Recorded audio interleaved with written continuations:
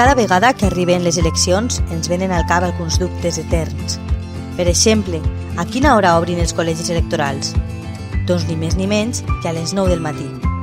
Els membres de les meses electorals porten una hora a dins organitzant-se.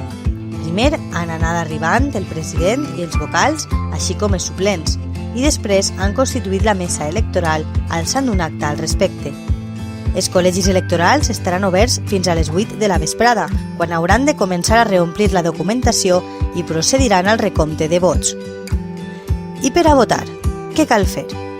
Doncs simplement, amb el DNI original, encara que estiga caducat, podrem fer-ho. És una manera de comprovar la identitat del votant i per això no s'accepten fotocòpies. Els membres de les meses electorals són triats mitjançant sorteig entre les persones censades.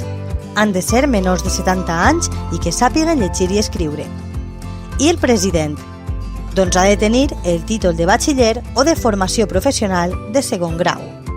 Aquests membres tenen l'obligació de presentar-se avui ací i solament podran no acudir sota causa justificada i documentada.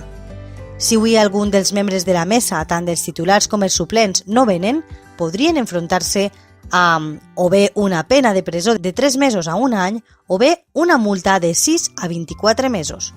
Per tant, tots els ciutadans citats a desenvolupar aquest paper avui tenen l'obligació de fer-ho. A més, per les molèsties causades, perquè han d'estar tot el dia pendent en el col·legi electoral, rebran una dieta de... I en el cas dels funcionaris i treballadors, per compte aliè, també tenen dret a una reducció de 5 hores de la seva jornada laboral de demà.